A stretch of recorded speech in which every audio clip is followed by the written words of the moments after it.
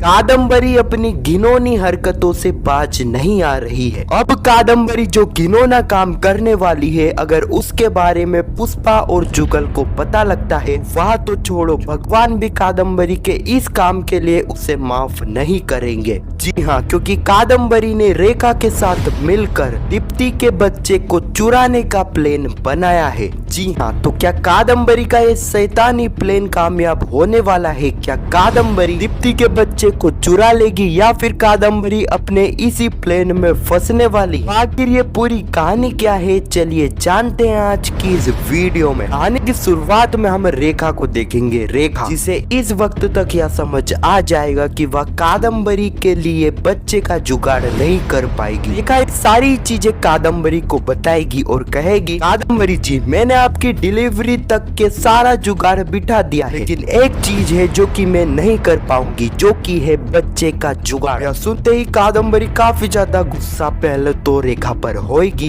कहेगी कि रेखा, मैंने तुझे पैसे दिए हैं, ने मुझे कहा था कि तू बच्चे का जुगाड़ कर लेगी, लेकिन तू अब एंड टाइम पर मना कर रही है। इस चीज में कादम्बरी यहाँ पर ज्यादा कुछ कर भी नहीं सकती थी, इसलिए रेखा और कादम्बरी अपनी बहस खत्म करके इस बात पर ध्यान देते हैं कि वह बच्चे का जुगाड़ कैसे करे। कादम्बरी की नजर जाती है दीप्ति पर। दीप्ति यहाँ पर पुष्पा के घर वापिस आ चुकी थी, क्योंकि दीप्ति की पुष्पा, अश्विन और सभी घर वालों ने मान ली थी, यानी कि दीप्ति के जो ट्यून्स होने वाले हैं उनमें से एक बच्चा प्रार्थना को दीप्ति देगी। लेकिन दीप्ति के उन्हीं ट्यून्स पर नजर लग चुकी है कादम्बरी की। जी हाँ, कादम्बरी की नजर जैसे ही दीप्ति के ऊपर जाती है तो कादम्बरी को याद आता है दीप्ति भी तो प्रेग्नेंट है, उसकी डिलीवरी डेट भी मेरी डिलीवरी डेट के आसपास आने वाली है, क्यों ना मैं दीप्ति के ही बच्चे को चुरा लूं। अब यहाँ पर कादम्बरी दीप्ति के पास जाती है और कादम्बरी बातों बातों में दीप्ति से सारी जानकारी ले लेती है कि उसकी डिलीवरी कहाँ पर होने वाली है और उसकी डिलीवरी डेट क्या है। ये सारी जानकारी लेने के बाद कादम्बरी सीधे जाती है रेखा के पास। कादम्बरी रेखा को अपना घिनौना प्लान बताती है, क्योंकि रेखा को तो कादम्बरी को कहीं से भी बच्चे का जुगाड़ करके देना था, इसलिए रेखा भी कादम्बरी के इस प्लान का हिस्सा बन जाती है। रेखा और कादम्बरी ने प्लान कुछ इस प्रकार बनाया था, जिस दिन जिस हॉस्पिटल में दीप्ति की डिलीवरी होगी उसी दिन